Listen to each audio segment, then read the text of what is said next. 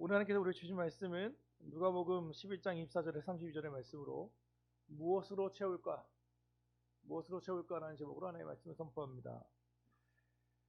제가 서울에서 부목사를 할 때였습니다. 그 교회는 제 교구가 약 800명 정도가 있었는데, 그리고 교구 혼자 감당하기 너무 인원이 많으니까 교구 목사가 있고 그 밑에 여자 전임 전도사님이 계세요. 그래서 교육자가 둘이에요. 그래서 보통 부목사들은 3년에서 5년에 한 번씩 바뀌니까 이게 800명을 파악하기가 쉽지 않잖아요. 그러니까 여자 전임 전도사님이 그 교구에 오래 계셔서 새로 오신 목사님을 이게 이제 필요한 먼저 급한 것부터 신방할 수 있도록 도와주는 시스템이었어요. 그 교회에 간 지 얼마 안 됐는데 우리 교구 전임 전도사님이, 여자 전도사님이 급하게 목사님 꼭 가셔서 신방해야 할 곳이 있습니다 라고 해서 그 집을 신방하게 되었습니다. 예배를 드리러 그곳에 갔는데 그 집은 아담하게 잘 지어진 2층 집이었어요. 나중에 알아봤는데 그 남편분이 건축 일을 하셔서 직접 그 집을 지었대요. 그러니까 크진 않지만 말 그대로 잘 지어진 집이에요. 그 아담하고 공간도 잘 나왔어요. 그 방에 그 거실에 딱 들어갔는데 대문을 열고 그 집에 들어가서 깜짝 놀랐습니다. 거실에 들어갔는데 냄새가, 그 썩은 내가 그렇게 나는 거예요. 어디서 난 거냐면 거실 옆에 방이 하나 있는데 그 방에 요즘은 흔한 일이 되어 버렸지만 세상에 이런 일을 보면 그런 거 보셨는지 모르겠습니다. 쓰레기들 다 몰아놔서 그 방에 꽉 채우시는 분들. 그러니까 말 그대로 집안을 정리 안 하는 게 아니라 온 동네를 다니며 있는 쓰레기는 다 방에다가 채워놓는 거예요. 바로 그분이 벌써 이게 십몇 년 전 얘기니까요. 그때는 정말로 냄새가 그렇게 코를 찌를 수 없고, 문을 잠시 열어봤을 때 사람이 다닐 수 없어요. 사람을 다니는 정도가 아니라 그 말 그대로의 쓰레기가 바닥부터 천장까지 그 TV에 나오는 그게 그대로 있는 거예요. 문을 황급히 닫았어요. 그리고 거실에 앉았어요. 여자 전사님과 나, 그리고 그분이 앉으셨어요. 본인도 이것을 고치고자 안 가져오고 싶은데, 안 쌓아놓고 싶은데 그게 안 된다는 거예요. 자기가 정상적이지 않다라는 것을 아니까 이분이 뭘 했냐면, 그래서 우리 교회를 나온 거예요. 교회를 나와서 예배를 드렸어요. 그런데 예배를 드리고 집에만 돌아가면 그렇게 머리가 아프대요. 참을 수 없는 두통이 그에게 찾아온대요. 그래서 이걸 고치고자 교회에 왔다가 머리가 너무 아프니까 자꾸 안 가게 되는 거예요. 교회를 안 가게 되는 거예요. 왜? 갔다 오면 아프니까. 그러다 이제는 너무 두통이 심해져서 여자 선생님께 전화를 했고 저한테 요청이 와서 그 집에 들어간 거예요.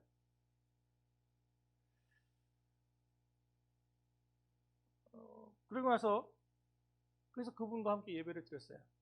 그래서 여러분, 귀신이 들렸을 때, 귀신을 예수님이 쫓아낼 때 꼭 귀신 앞에다가 붙이는 형용사가 있다는 거 혹시 아십니까?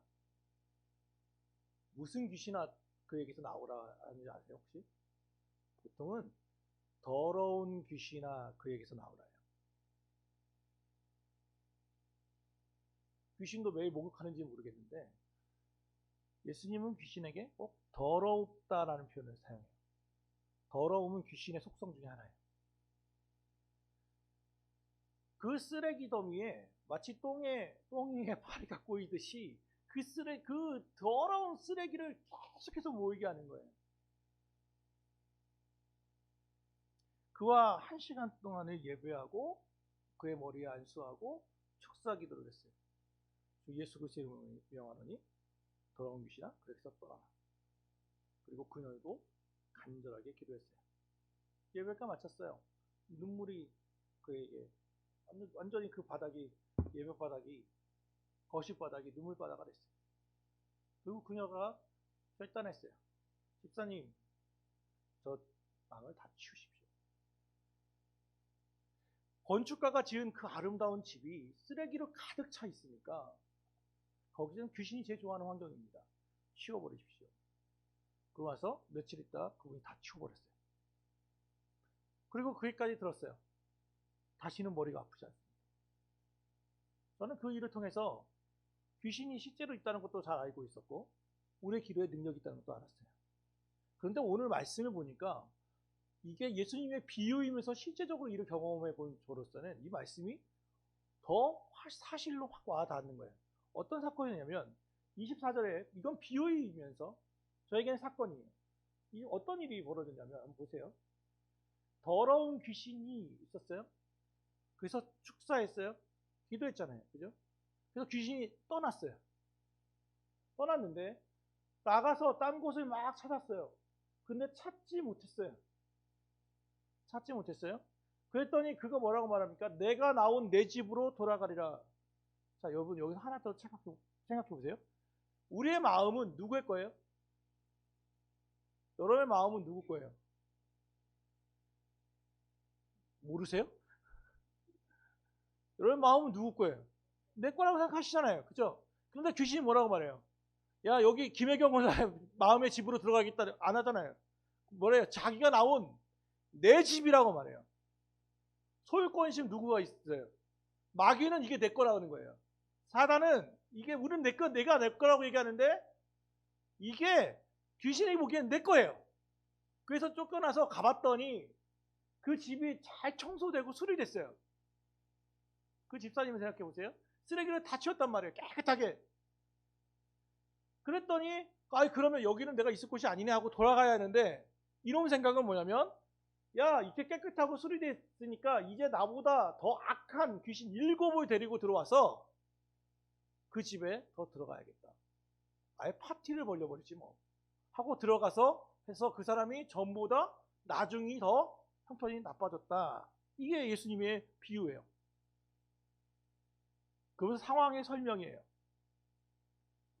예수님은 기본적으로 사람의 마음을 집으로 비유했단 말이에요.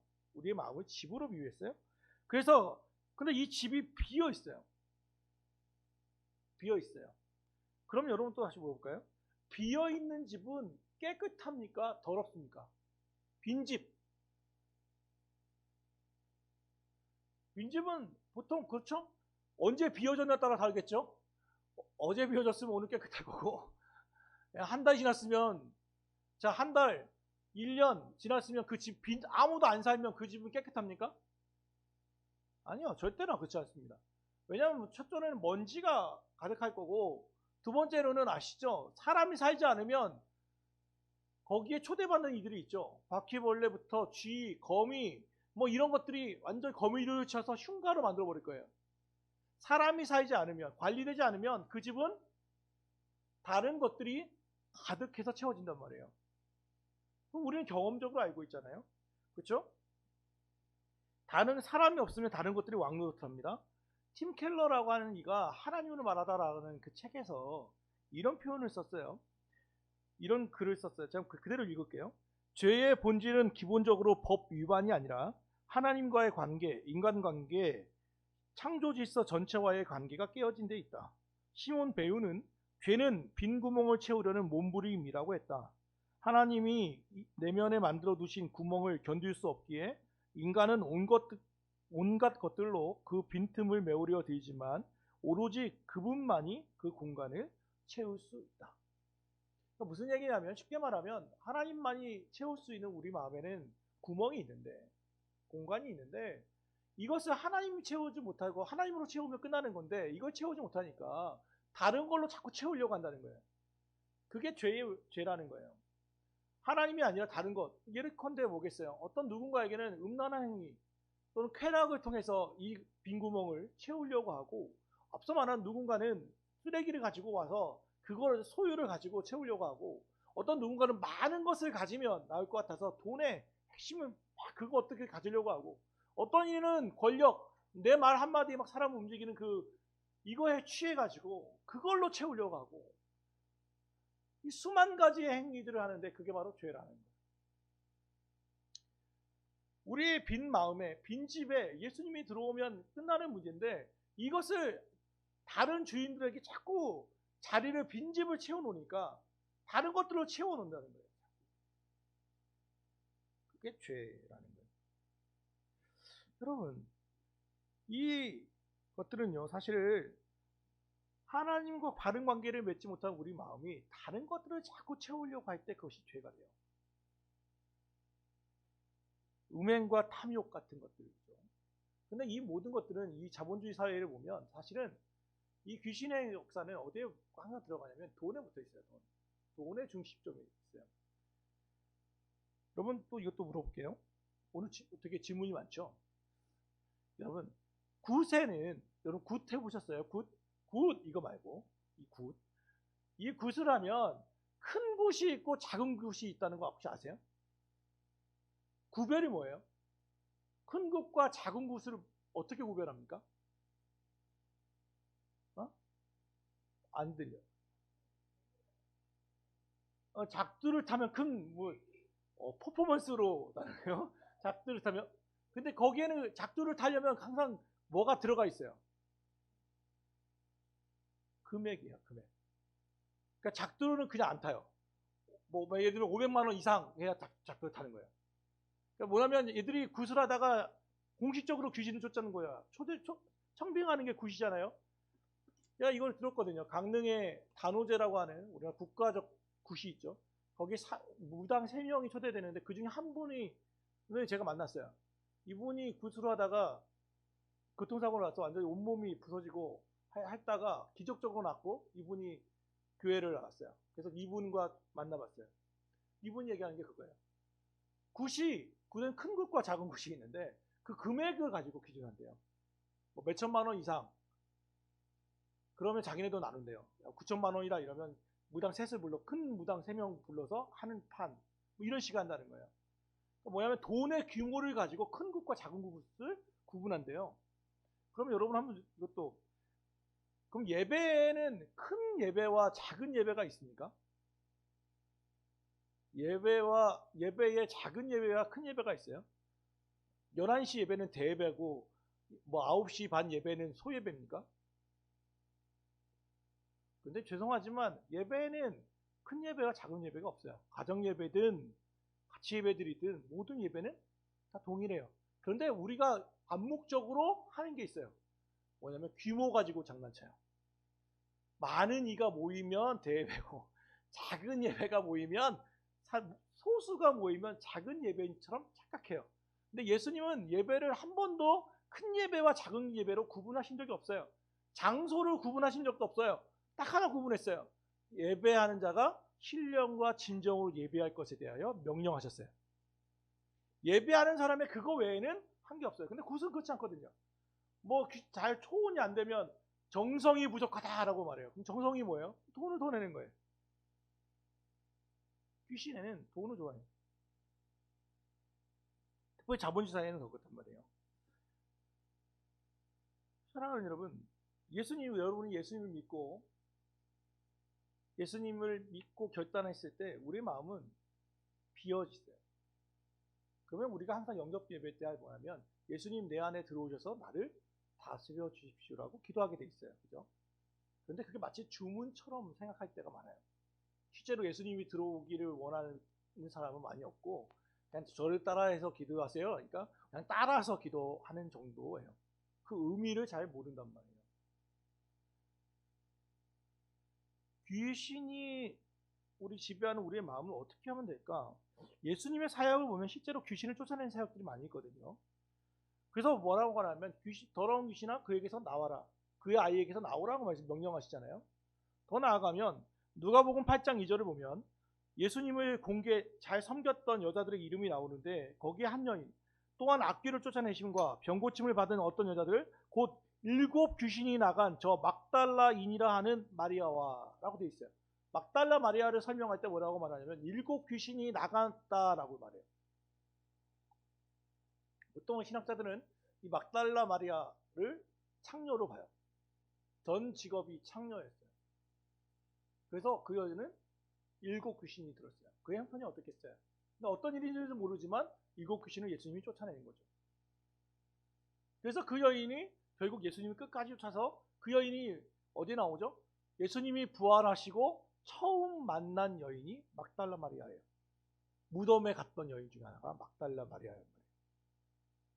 그러니까 이 막달라 마리아만 봐도 알 수 있어요. 집을 치우는 것보다 더 중요한 게 하나 있으니 그건 뭐예요? 예수님을 따르는 삶이에요. 예수님을 쫓아야 돼요. 그러지 못하면 오늘 말씀이 뭘 경고합니까?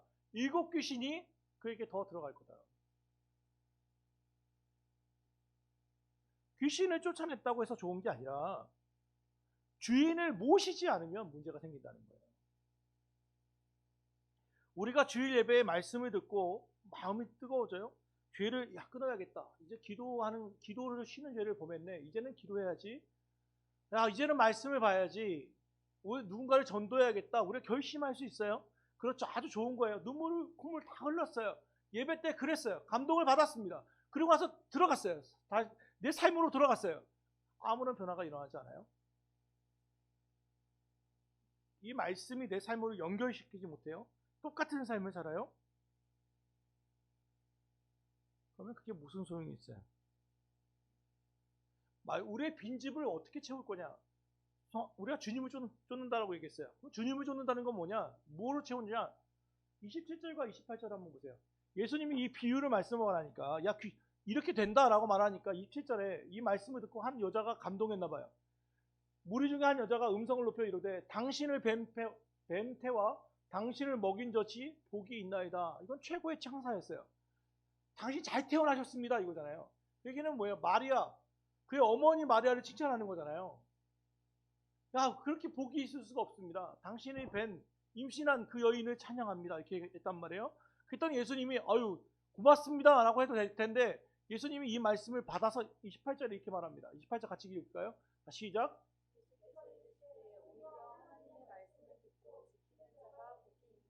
뭐라고요? 하나님의 말씀을 듣고 지키는 자가 복이 있느니라. 앞서 말한 것처럼 듣는 것으로도 우리는 많은 일을 했다고 생각해요. 그죠? 예배를 드린 거 온 것만 해도 대단한 거예요. 온라인에서 예배를 드리고 있는 것도 참 놀라워요. 주의 말씀을 듣는 것도 좋아요. 그런데 뭐가 더 문제예요? 뭐가 더 강조돼야 하냐면 듣고 지켜야 돼요. 말씀을 듣고 감동했다고 해서 끝나는 게 아니에요. 이것을 내 삶으로 연결시켜야만 진짜로 귀신을 쫓아내는 일이에요. 그게 내 마음을 채우는 일이에요. 빈집을 예수께 채우는 일이 바로 이거란 말이에요. 우리는 듣는 것으로 만족할 때가 얼마나 많은지, 내 마음에 감동이 있었다는 것으로 만족할 때, 오늘 오늘 목사님 말씀 은혜 받았어. 참 좋아요. 감사해요. 그런데 진짜 은혜 되려면요, 그 말씀을 받고 내 삶으로 살아서 거기에서 하나님의 일하심을 보고 돌아올 때 그게 진짜 은혜예요. 삶의 열매가 맺혀지는 것을 봤을 때 그게 진짜 은혜가 되는 거예요. 근데 보통 우리는 은혜 받았다와 감동했다를 같이 섞어버려요. 오늘 말씀에 은혜 받았어요. 하나님이 도전하셨어요. 너무도 감사한 일이라니까요.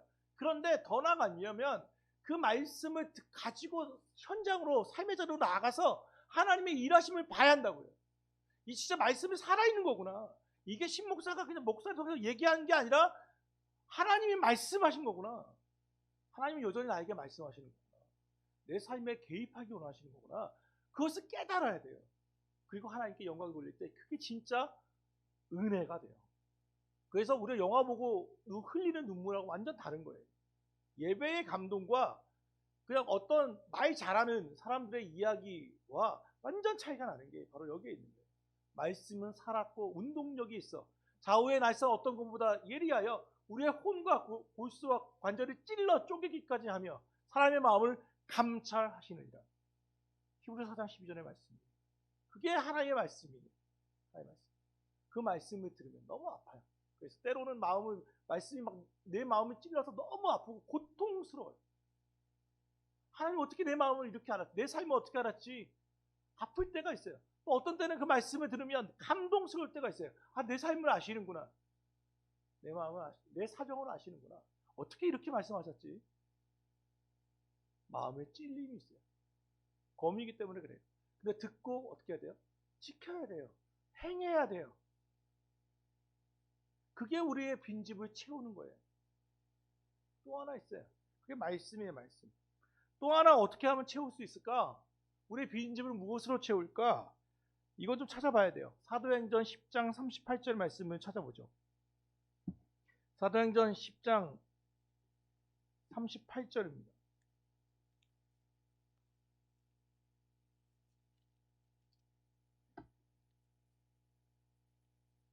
귀신이 쫓아난 우리의 집은 말씀으로 채워야 돼요. 두 번째로 채워야 할 게 있어요. 38절 읽습니다. 찾으셨나요? 신약성경 205페이지입니다. 사도행전 10장 38절 시작. 기름 붓듯 하셨음에 그가 두루 다니시며 선한 일을 행하시고 마귀에게 눌린 모든 사람을 고치셨으니 이는 하나님이 함께 하셨습니다. 하나님이 나사렛 예수에게 무엇을? 성령과 능력을 기름 붓듯 하셨음에 그가 두루 다니시며 선한 일을 행하시고 마귀에게 눌린 모든 사람을 고치셨으니 이는 하나님이 함께 하셨습니다.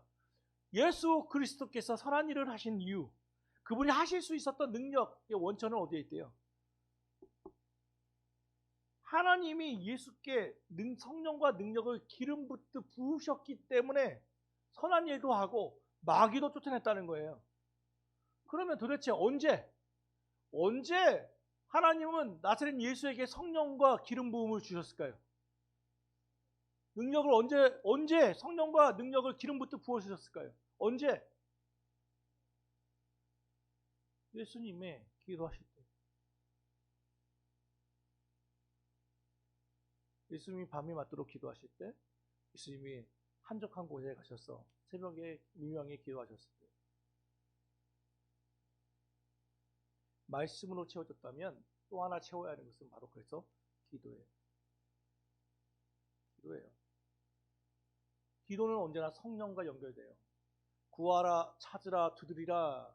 이런 우리가 말은 알지만 그 뒤에 끝에 보면 아버지께서 좋은 것으로 너에게 주지 않겠느냐고 하실 때 좋은 것이 뭐냐면 은사예요. 누가복음은 그걸 성령으로 번역해놨어요. 마태복음은 좋은 것, 굿 기프트라고 있고 누가복음은 성령으로 분명히 얘기해놨어요. 마가복음 11장 내용은 바로 그거예요. 구하라, 찾으라, 두드리라. 그래서 우리는 보통 우리 삶의 문제 가지고만 얘기하지만 그것이 더 나아가면 끝에 예수님이 말하는 것은 좋은 것을 줄 것이다. 그러면서 성령을 이야기해요. 또 아버지가 성령을 주시지 않겠느냐라고 말씀하신단 말이에요. 예수님이 바로 그랬다는 거예요. 오늘 바로 앞에 사건이 바로 그거거든요. 누가복음 11장 제가 읽을게요. 11장 10절부터 13절까지 읽어볼게요. 내가 너희에게 이르노니 구하라 그러면 너희에게 주실 것이요 찾으라 그러면 찾아낼 것이요 문을 두드리라 그러면 너희에게 열릴 것이니 구하는 이마다 받을 것이요 찾는 이는 찾아낼 것이요 두드리는 이에게는 열릴 것이니라. 너희 중에 아버지 된 자로서 누가 아들이 생선을 달라 하는데 생선 대신에 뱀을 주며 알을 달라 하는데 전갈을 주겠느냐. 13절 너희가 악할지라도 좋은 것을 자식에게 줄 줄 알거든 하물며 너희 하늘 아버지께서 구하는 자에게 성령을 주시지 않겠느냐 하시니라. 성령을 주시지 않겠느냐. 말씀을 듣는 것도 빈집을 채우는 거예요. 말씀을 듣고 근데 행해야 돼요. 그건 내 책임이에요. 그런데 우리가 아는 것처럼 듣고 우리 행하려고 하는데 우리 힘이 우리 의지가 그렇게 가나요? 내 삶이 그렇게 갑자기 유턴이 되던가요? 아니에요. 거기에는 하나님의 도우심이라고 하는 것이 필요해요. 내 삶을 바꾸려면 내 힘만 갖고는 안 돼요. 예수 그리스도의 도우심, 곧 성령 하나님의 도우심이 필요해요. 내 삶을 어떻게 해야 하냐면 말씀을 듣고 행하려면 하나님께 기도해야 돼요. 하나님 내 삶을 변화시켜 주십시오. 내 힘으로는 안 되오니 내 의지로는 안 되오니 성령님 내 삶을 주관하여 주십시오. 나를 다스려 주십시오라고 기도해야 하나님이 우리를 다스리는 거예요. 제가 새해 기도 제목들을 쫙 봤어요. 우리 교인들의 새해 보내주신 기도 제목들을 쫙 보면서 정말 많은 희망과 바람을 적어놨어요. 너무도 좋은 귀한 기도 제목들이에요. 다 이루어지기를 원해요. 그런데 거기에 하나만 더 추가했으면 참 좋겠다 싶어요. 성령 충만. 우리의 기도 제목에 하나만 더 추가해보죠. 성령님은 나를 가득 채워주십시오. 내 삶을 좀 다스려 주십시오. 그 기도 제목이 있다면 더 완벽할 것 같아요. 주님의 영이 내 안에 가득하기를 기대하며 기도해 봅시다. 저는 목사님, 그런데 저는 한 번도 성령의 충만함을 경험해 본 적도 없고 지금 말하는 그게 무엇인지 저는 잘 모르겠습니다. 어떻게 하면 되죠? 라고 하시는 이가 있을 수 있습니다. 성령의 충만함을 경험하지 못하면 그럴 수 있습니다. 충분히. 예수님을 믿기로 결심한 것도 성령의 내주하심이지만 그분이 충만한 것은 잘 모르잖아요. 저기 컵이 있어요. 이게 아무것도 없는 것처럼 보이지만 공기로 가득 차 있어요. 그렇죠? 그러면 이걸 어떻게 하면 공기를 쫓아낼 수 있을까요? 공기로 가득한 컵에서 공기를 빼려면 어떻게 빼면 됩니까? 진공 포장을 해야 하나요? 물을 채우면 됩니다. 다른 걸 채우면 돼요. 내 마음을 무엇으로 채웁니까? 주님으로 채우면 우리의 빈집은 채워지는 거예요. 그럼 성령은요? 어떻게 해야 돼요? 걱정하지 마세요. 예수님의 제자들도 성령님이 누구인지 잘 몰랐어요. 그런데 그들이 열흘 동안 열심히 기도했던 건 딱 하나였어요. 오직 성령이 임하시면 너희에게 권능을 받고 예루살렘과 온 유대와 사마리아와 땅까지 이르러 내 증인이 되리라. 그 천사의 그 말 한마디를 듣고 뭔지 모르지만 성령님이 임하시면 권능을 받는다는데 주님의 이름을 전할 수 있다는데 주님 그렇게 기도하지 않았겠어요? 성령님 나를 충만케 하십시오. 기도하지 않았겠어요? 성령의 충만함을 경험하지 못했는데 어떻게 알아요? 근데 그 간절한 어찌 보면 단순한 기도가 열흘이 지났을 때 오순절이 되었을 때 불의 혀와 같이 그들에게 다 임했고 그들은 한 번도 경험하지 못했던 방언이라고 하는 한 번도 경험하지 못했던 남의 나라의 언어를 막 이야기하고 충만한 능력을 받았어요. 예수님이 잡힐 때 3번이나 부인했던 베드로는 성령이 임했을 때 그런 능력 그의 말로 3,000명, 5,000명이 한 번에 변화되는 능력의 종이 되기도 했고 성전에 갈 때 미시에 갈 때 안전뱅이가 구걸하고 있을 때 내게는 은과 금이 없거니와 주 예수 그리스도의 이름으로 일어나 걸으라는 명령을 하게 되었고 그 거지는 그가 원했던 은과 금은 없지만 건강이라고 하는 하나님의 능력이라는 것을 체험하게 되죠. 성령이 무엇인지를 누구이신지 모르는 이가 많아요. 사실. 그럼에도 불구하고 구하라고 말합니다. 찾으라고 말합니다. 두드리라고 말합니다. 그러면 경험하게 돼 있어요. 그건 하나님의 약속이에요.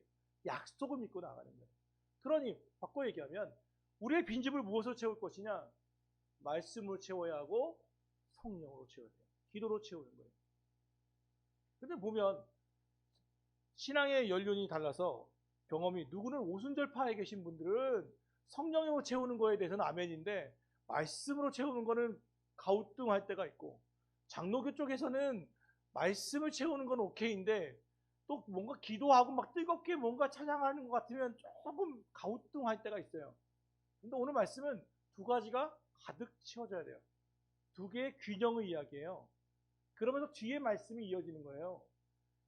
요나가 니느웨 사람들에게 표적이 된 것 같이 인자도 이 세대의 표적을 이 세대에 그리하라. 어떤 사람은요 악한 세대라서 요나의 표적을 구하는 이들이 있어요. 이거는 쉽게 말하면 고린도전서에 얘기하면 그 히브리 사람들의 특징이에요. 능력을 구해요. 기적을 보기 원해요. 기적. 체험하기 원한단 말이에요. 누군가는. 또 어떤 사람들은 솔로몬의 이야기 그 뒤에 말씀을 넘어가죠. 어떤 누군가는 남방 여왕이 일어나 이 세대 사람을 정죄하니 이는 솔로몬의 지혜로운 말을 들으려고 땅끝에서 왔음이거니와 라고 말하죠. 어떤 사람은 지혜를 구해요. 그러니까 능력하고 이런 거는 미신 같고 믿겨지지 않고 그것보다는 좀 더 고상한 말들, 철학할 수 있는 말, 깊이 깨달음을 주는 말 쪽을 찾아요. 그러니까 한쪽은 능력이고 한쪽은 지혜예요. 헬라 사람들의 특징이에요. 히브리 사람과 헬라인들이 같이 있는데 오늘 주님은 이 둘 다를 갖고 있어요. 하나는 뭐예요? 요나의 표적. 이게 뭡니까? 예수님께서 십자가에 못 박혀 죽으신 후에 사망 후 3일 만에 부활하실 것에 대한 이야기잖아요. 요나가 무덤에 큰 물고기에 삼켜졌다가 토해질 때 그 기간을 이야기하지 않습니까? 요나의 표적이라고 하는 것은 예수님의 부활에 대한 이야기예요. 기적 중의 기적은 예수님의 부활이에요. 우리는 그걸 믿는 사람들이에요. 그러니까 이런 자잘한 기적이 아니라 제일 기적 중의 기적, 미라클 오브 미라클을 경험하고 있는 게 우리란 말이에요. 또 하나는 뭐예요? 지혜요, 지혜. 지혜의 왕이라고 하는 솔로몬, 그의 이야기를 듣기 위해서 남방 여왕이 와서 그 먼 거리를 와서 그에게 이야기를 듣고 돌아갔대요. 그런데 사실 지혜의 원천은 뭐예요? 위로부터 오는 지혜예요. 원천은 하나님이시란 말이에요. 예수 그리스도란 말이에요. 그러니까 주님은 능력도 갖고 계시고 지혜도 갖고 계시고 우리가 필요하고 있는 모든 것들을 주님은 다 가지고 계시다는 거예요. 그러니까 결론적으로 뭐라고 얘기하는 거예요? 우리의 마음을 뭐로 채우라는 거예요? 주 예수 그리스도로 채우라는 거예요. 주님께 우리의 명의를 드리라는 거예요. 능력을 우선하는 사람들이든 지혜를 우선시하는 사람들이든 그들의 필요를 채우는 방법이 있으니 그것은 예수님을 우리의 빈집에 모시고 그분이 일하실 수 있도록 자꾸 내어드리는 거예요. 근데 이것을 너무 추상적으로 말하니까 두 가지의 구체적인 삶에 대해서 이야기하는 거예요. 하나는 말씀을 듣고 행하라. 또 하나는 성령을 구하라. 그게 우리의 적용이에요. 뜬금없는 얘기하지 말고 이 두 가지를 행하라는 거예요. 그게 채워진다는 거예요. 사랑하는 성도 여러분, 사실은 이거 어제 떼려고 했거든요. 너무 많이 오래 붙인 것 같아. 주님만이 새로운 날의 소망입니다. 너무 좋긴 한데 야, 새해가 시작된 지 벌써 2월 6일인데 이거 너무 오래 붙이는 거 아니야? 그랬더니 우리 정무혁 집사가 이제 설날 지난 지 첫 번째 주인데 뭐 떼냐고 한 주만 더 붙입시다 해가지고 앞정 뗐다가 다시 붙였어요. 다음 주에는 뗄 거예요. 언제까지 설날 얘기를 해야 할지 모르겠어요. 그럼에도 불구하고 여러분 한 번 더 이야기해 봅시다. 새해를 살아가실 때 여러분의 기도 제목을 잠깐 점검해 봐요. 여러분의 마음을 좀 점검해 보시죠. 여러분의 마음에 누가 주인입니까? 무엇이 여러분의 생각을 가장 많이 차지하십니까? 주님이십니까? 자녀이십니까? 회사 일이십니까? 무엇이 여러분의 마음을 가득 채우고 있습니까? 오늘 설교의 제목처럼 무엇으로 채워져 있으십니까?